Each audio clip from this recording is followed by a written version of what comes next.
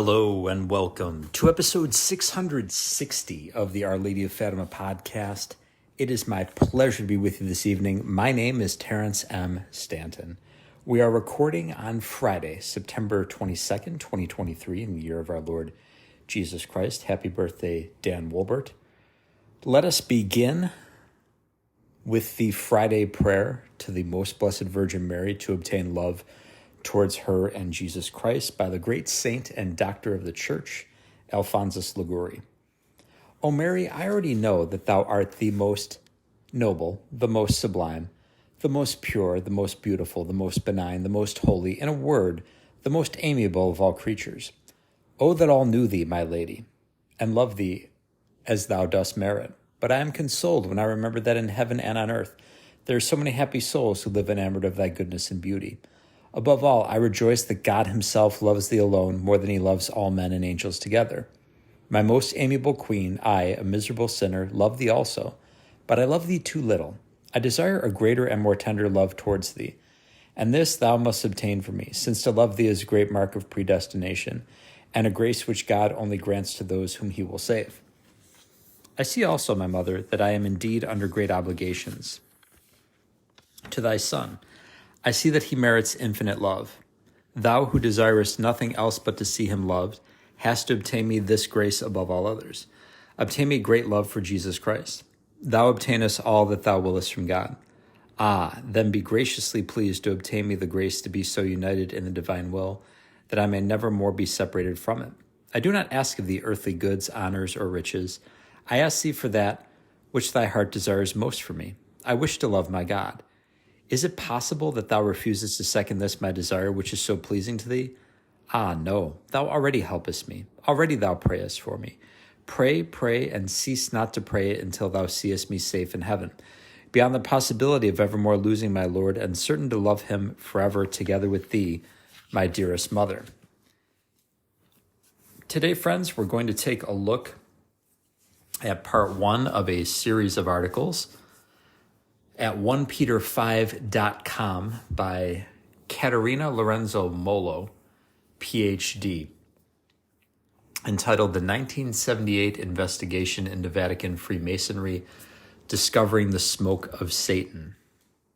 The professor begins by saying, in its foreword, Murder in the 33rd Degree by Father Charles Murr stipulates that since 1738, with Pope Clement XII's encyclical Eminenti Specula, the Church's condemnation of Freemasonry had remained the same, best expressed in the 1917 Code of Canon Law, Canon 2335. Those giving their name to Masonic sects or other associations of this sort that machinate against the Church or legitimate civil powers contract by that fact excommunication simply reserved to the Apostolic See. The author of the foreword, an unnamed friend and brother priest, concludes, thus, if someone in the Roman Curia was a Freemason, he was by that very fact excommunicated. The author also presents a significant change to Canon 2335 in 1983, as Canon 1374, which reads, a person who joins an association which plots against the Church is to be punished with a just penalty. However, a person who promotes or directs an association of this kind is to be punished with an interdict. That the prohibition against and condemnation of Freemasonry was watered down is obvious in the text, which the author himself recognizes as a move to limit its sanctions to those who join lodges with an anti-Catholic agenda. But as the author correctly points out, there remains the fact that many tenets and practices of Freemasonry are contrary to Catholic faith. Hence, after the issuance of the new canon, the Congregation for the Doctrine of Faith, CDF, was prompted to assert that the prohibition against Freemasonry still stands, with a lengthier rationale published in La Avversitore Romano on March 11, 1985. As you do not have the luxury of space, we shall leave it to the reader to read Father Moore's book, to determine for himself whether the rationale is logically consistent in its entirety with Canon 1374, or if the rationale, like the spirit of Vatican II, attempts to go here, there, and everywhere, flirting with compromise and aggiornamento, hence allowing a more ambiguous and equivocal interpretation that lends itself to leniency and confusion. While the author of the foreword does not make such critique, the author of this piece believes he may have intended to illustrate this, and even if he did not, the rationale as published in La Versator Romano can objectively be shown to precisely be characterized by the same spirit and Hegelian dialectic that has governed the Church since the Second Vatican Council. The author of the foreword identifies the reality of Masonic infiltration in the Vatican as well as the jettisoning of liturgical traditions on a scale unique in the history of the Church, quoting Joseph Jelenow of the Society of Jesus, who served on the concilium to reform the liturgy, on his thoughts regarding the Novus Ordo Missae, or NOM. To tell the truth, it is a different liturgy of the Mass. Finally, the author stresses the enormity of the problem and declares, if the man at the helm of the project, Archbishop Annibale Bugnini, was in fact a Mason, this could explain why his concilium produced texts so at variance with centuries of liturgical practice. Did the architect of the new Mass seek to give the Church an ecumenical, enlightened liturgy that appealed to modern sensibilities at the expense of fidelity to the lex orandi of the Roman Rite? Hence, in the book's preface, the author implores, given the association between lex orandi and lex credendi, if the architect of our Reformed rites wore a Masonic apron, the liturgical books now in use must receive a serious theological review. The author of this piece, however, will argue such serious theological reviews have been published over decades and are already out there, and it's already 2023, almost 60 years after the promulgation of the NOM. Have we not been going the way of the Synod on synodality with what can now be objectively established as disastrous to lex credendi? Much time has passed, and the conciliar church in Curia have only so consistently fallen to the warnings of the critics of the liturgical reform, namely Archbishop Marcel Lefebvre, and yet, almost 60 years after, we are still calling for a review? This brings us to the goal of this paper. On November 8, 2022, my articles published here, and here, hyperlinks are given, utilize the conflict between Russia and the Ukraine to illustrate the real errors of our time, effeminacy, naivete, and pacifism, which I will further argue with Father Charles Murr's revelations and account. We begin with the famous lament of Pope Paul VI in 1972, which Father Murr states was in reference to the state of the Church post-Vatican II. Through some fissure, the smoke of Satan has entered the temple of God. Hereafter we shall be constantly invoking Father Murr's account. 2 years after Paul VI's lament, in 1974, Cardinal Dino Staffa, prefect of the Apostolic Signatura, and Cardinal Silvio Odi presented documentation of a very damning nature to Paul VI. The documents concern 2 high-ranking members of the Curia, Cardinal Sebastiano Baggio, prefect of the Sacred Congregation for Bishops, and Bishop Annibale Bugnini, deputy secretary of the Sacred Congregation for Divine Worship, whom they formally accused of being active Freemasons. Baggio was the one who decided who would become a bishop of the Catholic Church and nominated those who reflected his own liberal ideological views. This is human action consistent with the evidence. As for Bugnini, we all know about his liturgical reforms, where venerable rites, customs, and devotional practices that had been safeguarded and passed on for centuries were simply swept aside. Cardinals Odi and Staffa urged the Pope to bypass his Secretary of State, Cardinal Jean Villot, when dealing with the matter, as they believed his ties with the accused. Hence, the project to verify the documents presented by the 2 cardinals were given to Villot's sworn enemy, Vatican Deputy Secretary of State Cardinal Giovanni Benelli. With the help of Mario Marini, when he reported back to the Pope, he said although Baggio and Bugnini were heavyweights in the scandal, they were just the tip of the iceberg.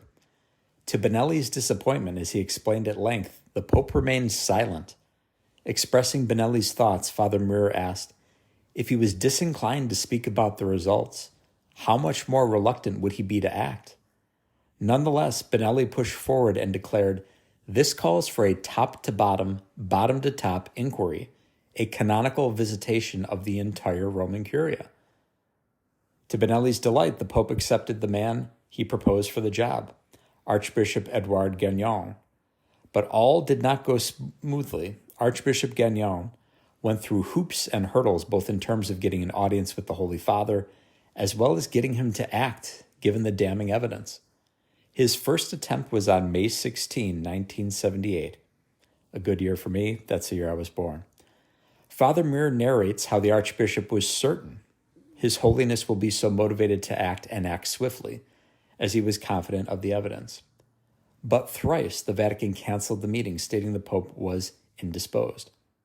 Just 2 months prior, on March 16, 1978, Aldo Moro, former Prime Minister of Italy, was kidnapped by Marxists and held hostage.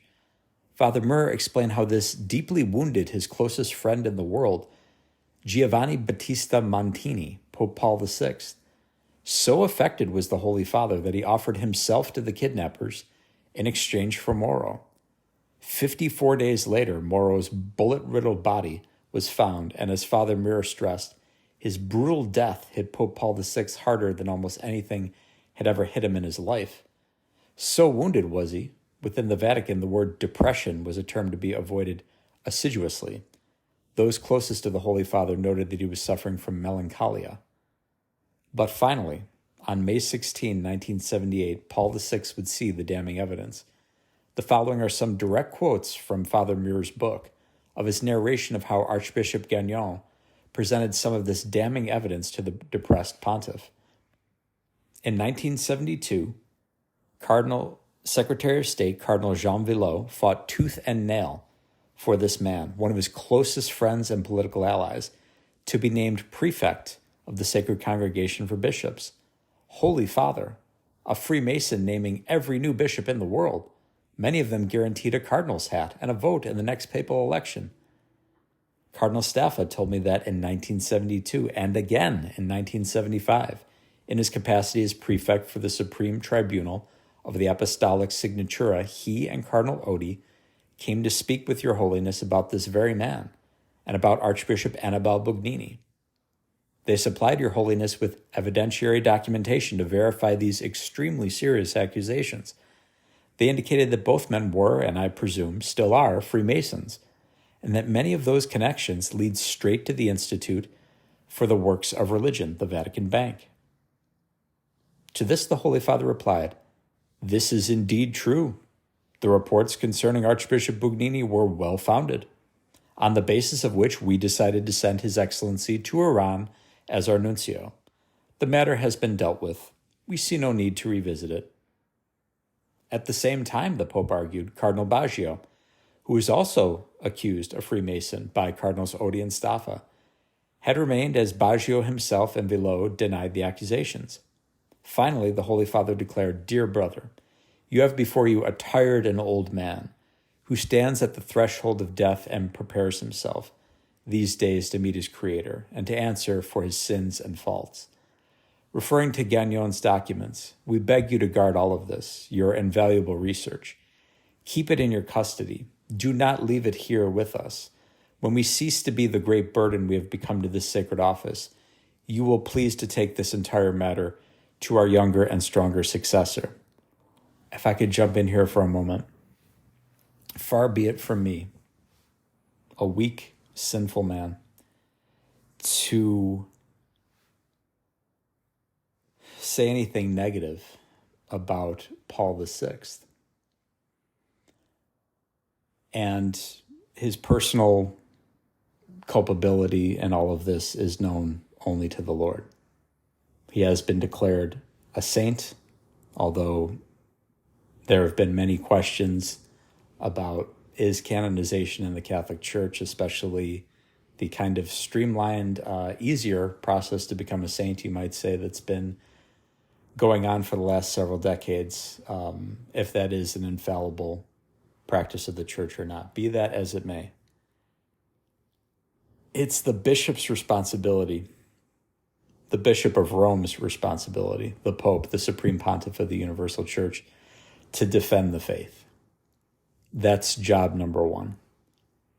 And when you see these words saying, in effect, I'm a tired old man, we'll leave it to the next pope, maybe, that's the case. He was tired and depressed, and certainly, the murder of a good friend of his would send anyone into a depression. But nonetheless, the bishops are the successor of St. Peter's and the apostles.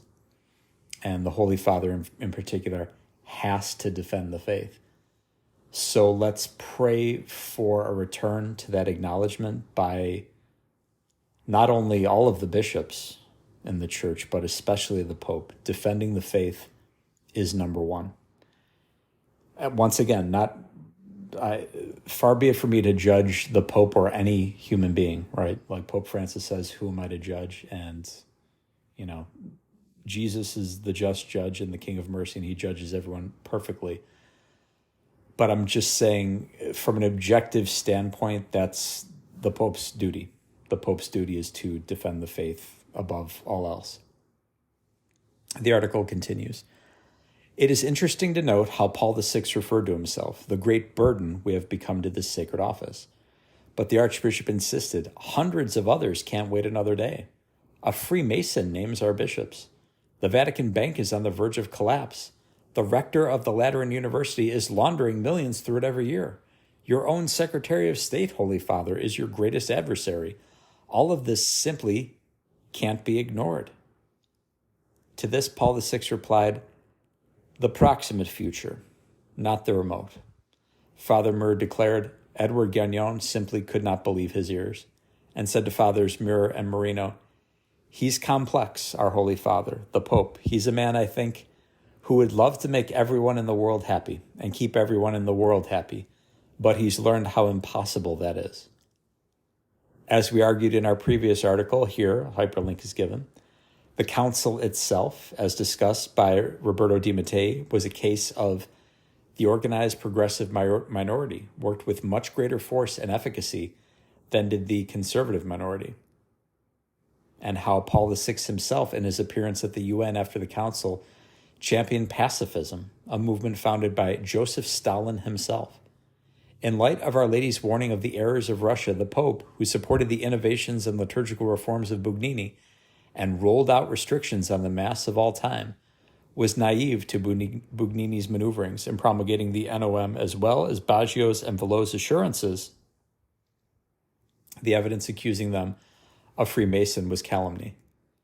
The Pope's failure to grant Gagnon an audience, canceled thrice, as well as his refusal to act on the accusations and allegations while expressing much concern, worry, and alarm to the point of depression over Aldo Moro's kidnapping and eventual death, paint a pontiff struggling with effeminacy. That Moro's death was harder than almost anything had ever hit him in his life, versus Freemasonry ruling the Vatican and Masons choosing who becomes bishop, is telling of the absence or lack of masculinity in the pontiff, a problem which seems to have invaded the hierarchy, clerics, and even lay people of every kind these days. But soon, Archbishop Gagnon would have some reprieve in his effort to get his evidence across and finally have this problem with Freemasonry have a chance at being addressed.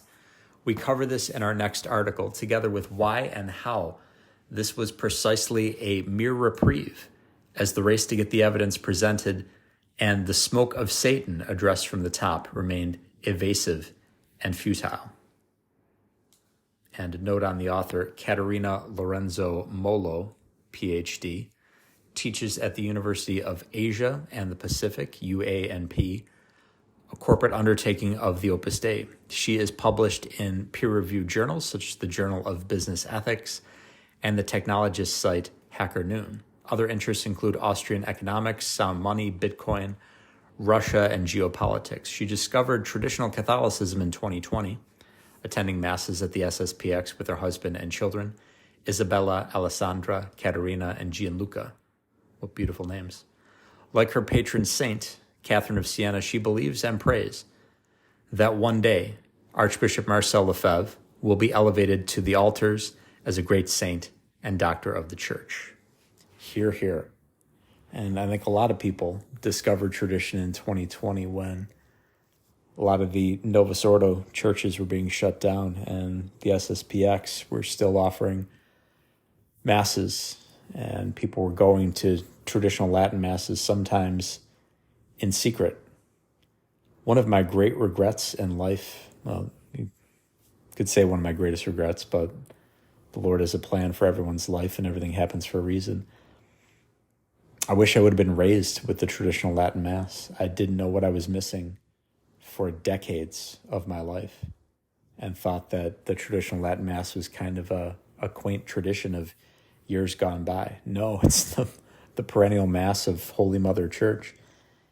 And I truly believe with the entirety of my heart and soul that one of the major things that needs to happen, one of the major events that needs to happen in the church in order to renew the church and the world is to have the Novus Ordo abolished and bring back the traditional Latin Mass.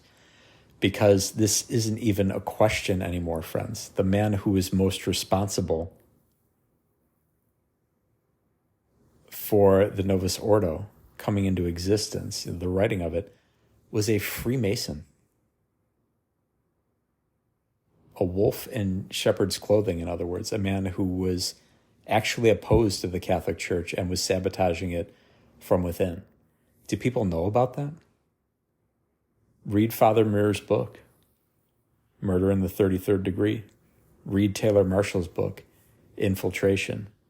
All of this is in the historical record, plain as day. And if you're a Catholic who's serious about your faith, you need to stop going to the Novus Ordo. You need to head to the traditional Latin Mass or Divine Liturgy. It will make a huge impact in your spiritual life. You're putting your faith in danger by continuing to go to the Novus Ordo. I can't really think of anyone I grew up with who attended the Novus Ordo as a teenager who's still practicing the faith. Not one person. That's not to say that there aren't good people, good Catholics who go to the Novus Ordo. I know plenty. But have they been exposed to the truth of how it came into existence in the 1960s? Are they familiar with the men who have exposed this, who have documented it, like Father Muir and Dr. Taylor Marshall and Dr. Peter Kwasniewski and Mr. Timothy S. Flanders and Mr. Kennedy Hall? Are they familiar with the Society of St. Pius X and Marcel Lefebvre, who, God willing, will be declared both a saint and a doctor of the church one day, one of the greatest heroes of the 20th century, maybe the greatest hero of the 20th century? Of course, he would say nothing of the sort. He would say he only wanted to be faithful to our Lord and Our Lady. And he was. 1,000%. Let's conclude, friends, by mentioning Helping Autism Through Learning and Outreach, available on the web at halo-soma.org. That's halo-soma.org. Also, tune in to episodes 277 and 548 of the Our Lady of Fatima podcast for more information about RPM, Rapid Prompting Method, a system of communication for non-speakers. There was a show on Good Morning America, or a segment, I should say, on Good Morning America today about a variation of RPM. So it's good to see that word is getting out there, but we need to continue to spread it. RPM is a system of communication for non-speakers. Before my niece was 8, we didn't even know her favorite color. Now we know that Brielle is a comprehensive genius. She's gifted in mathematics. She's a wonderful poet. She's an excellent composer. She has so many different skills and talents from the Lord. And we knew about none of this prior to RPM. There are so many non-speakers in the world who are trying to get out of this prison of silence to their right which is open communication. Communication is a human right. And one thing that was on the program I was watching this morning, an author of a book, I believe it's called Happiness Falls. She talked about coming to the United States from Korea, and in South Korea, she was, very gifted, the head of her class and everything, but she came to this nation when she was 11, didn't know a word of English. And so, people probably figured, well, she's unintelligent, doesn't have much to offer, whatever. And, by the way, people who are of a low IQ and mentally handicapped, well, they have a lot to offer also. We don't judge people simply on the basis of IQ. We love everyone. Everyone's here for a reason, and everyone's loved by God more than you can possibly imagine. But with non-speakers, or with someone who doesn't speak the language, people just presume that they're incompetent, But that's not the case. Not the case. You have to presume competence with non-speakers. I've seen this with my niece. I've seen this with her friends. They are so gifted, so bright, so compassionate, have so much to offer the world. They need RPM, though. They need this system of communication to tell people what you want for breakfast in the morning, what your hopes are, what your dreams are. Just have a regular conversation. RPM is the key that's opening the prison of silence and getting these people out of that jail of solitude and into the world of open communication where they rightfully belong. So once again, please tell everyone you know about Helping Autism through Learning and Outreach, HALO-SOMA.org, and tell them to tune in to episodes 277 and 548 of the Our Lady of Fatima podcast. Thank you so much for doing that, and thank you so much for listening. Goodbye, and God love you.